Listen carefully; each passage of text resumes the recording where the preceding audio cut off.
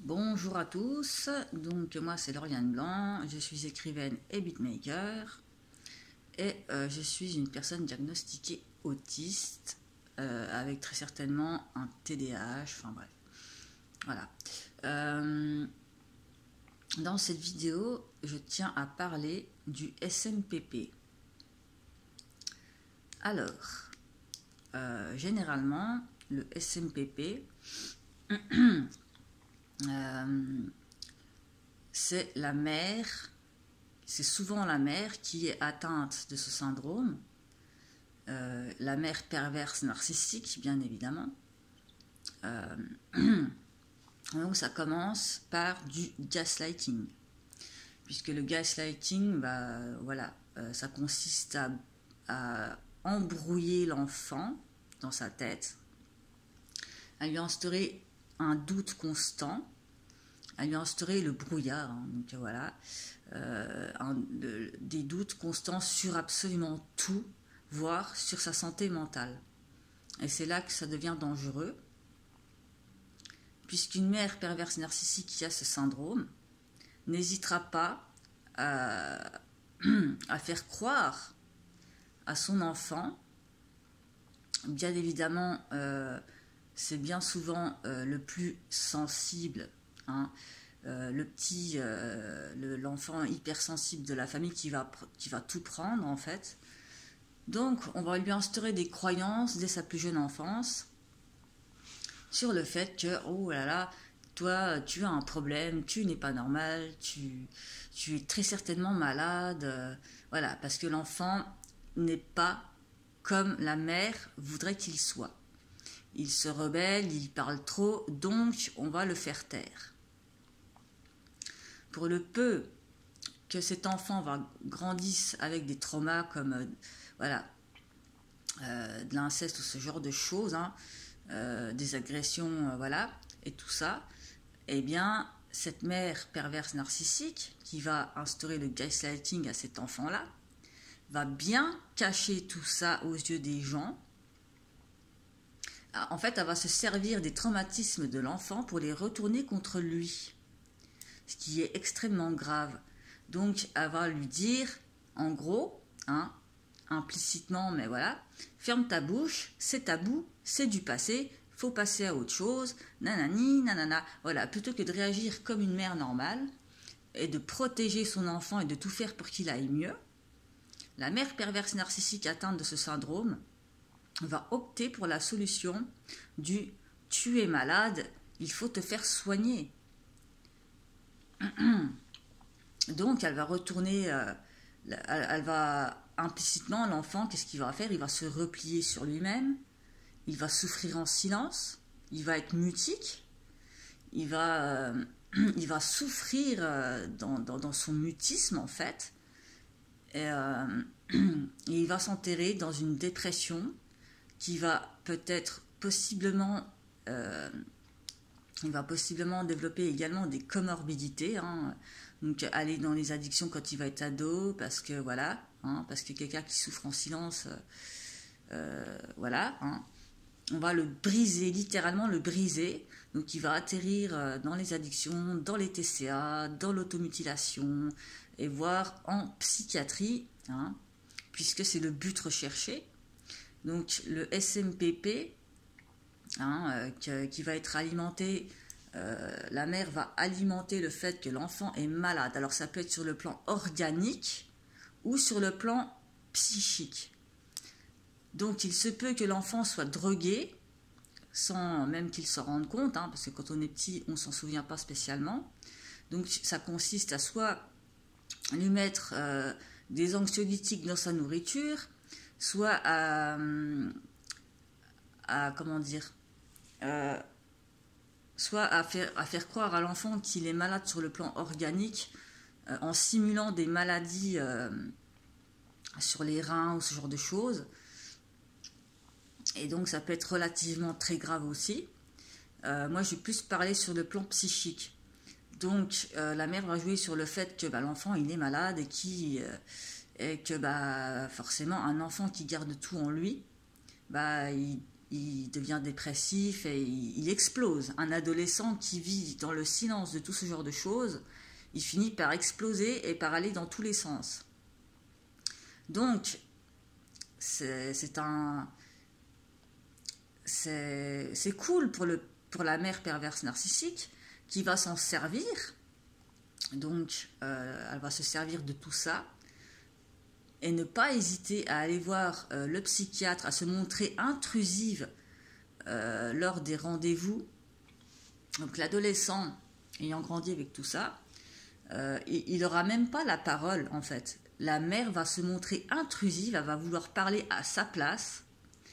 Et c'est là que va commencer des diagnostics erronés. Hein.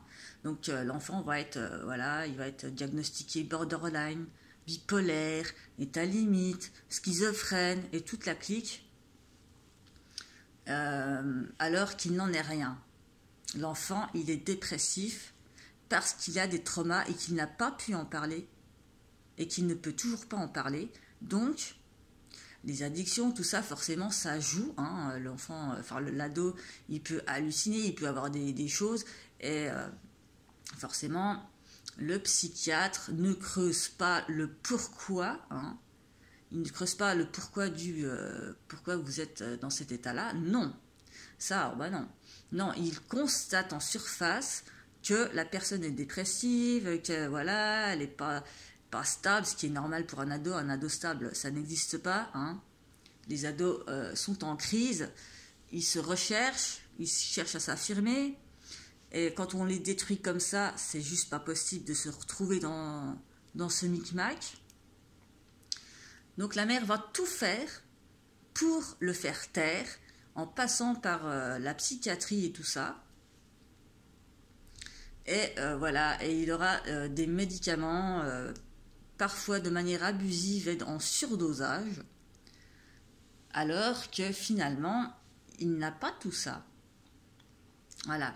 Et donc, l'unique but de ce petit jeu pervers de la mère, finalement, c'est pour attirer l'attention du personnel soignant, c'est pour attirer l'attention de tout son entourage, pour se plaindre. Oh, mais vous comprenez, mon enfant, il est malade, oh là là, on ne sait plus quoi faire, on fait tout pour lui, ils nous ont fait voir de toutes les couleurs, il est ingrat, il est méchant, nanani, nanana, on est dépassé. Voilà, alors ça, c'est le monologue de la mère à l'extérieur. Mais à l'intérieur, ce que personne ne sait, c'est que c'est la mère qui prend un malin plaisir à détruire son propre enfant, hein, pour pouvoir ensuite se plaindre envers tout le monde. Voilà. Donc, parce que c'est, je sais pas, je préfère pas être dans leur tête pour savoir ce que ça leur procure. Hein, ils jubilent de la situation. En tout cas, voilà, le problème... Oh, c'est l'adolescent, hein. Oh là là, bah oui, le problème c'est l'ado, il est en crise, il est malade, il délire, il prend de la drogue, nanani, nanana.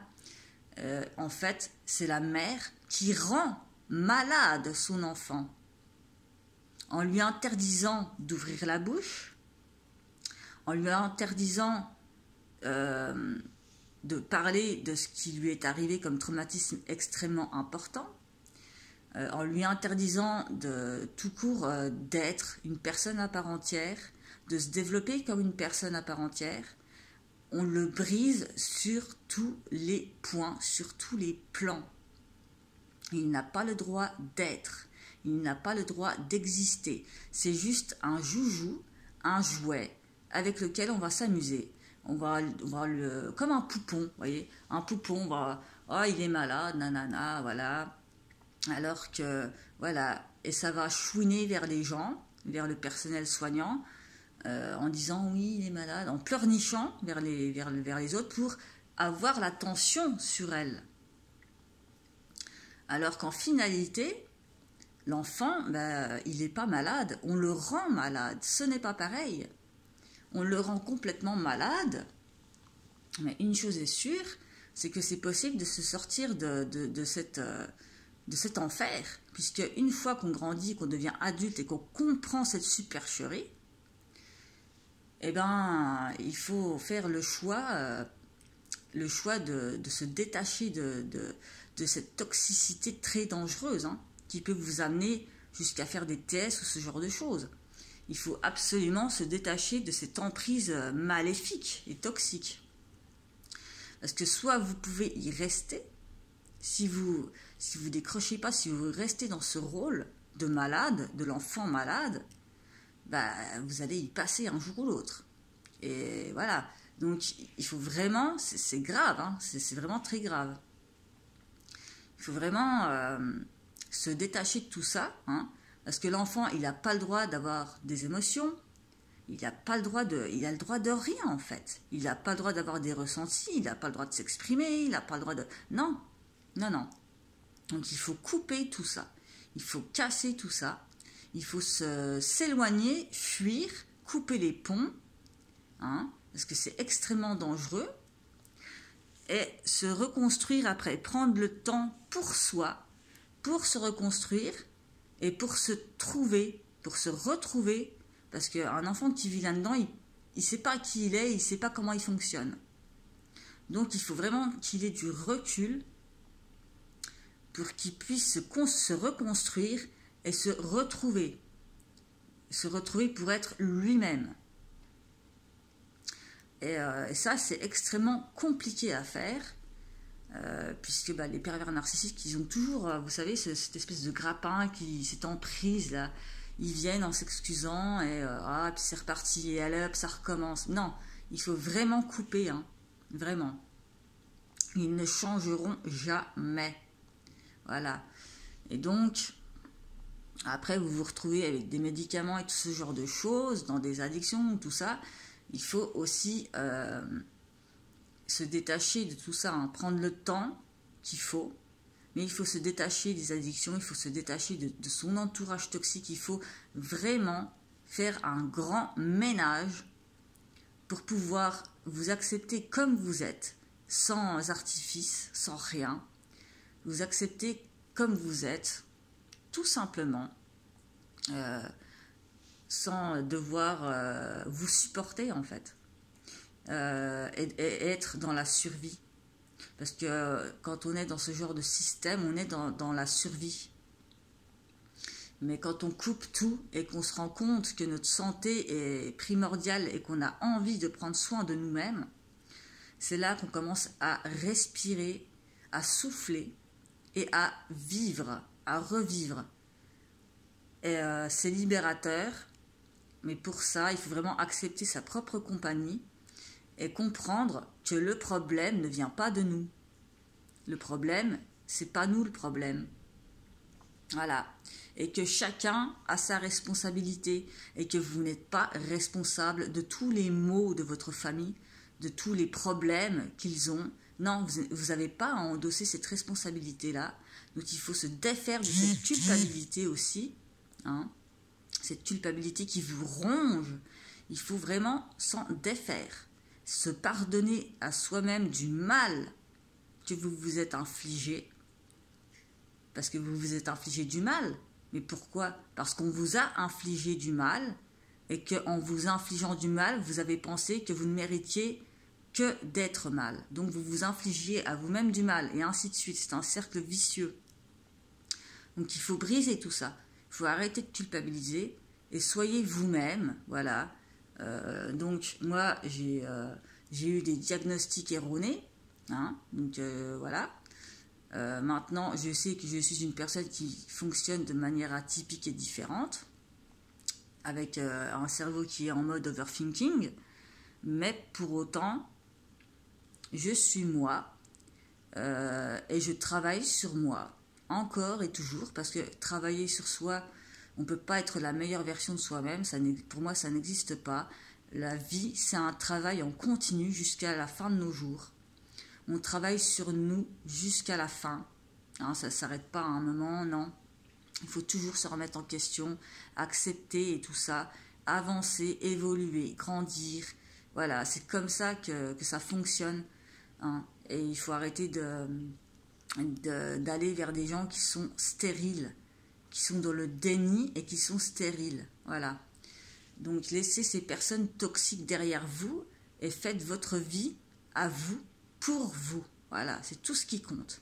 Merci de votre attention.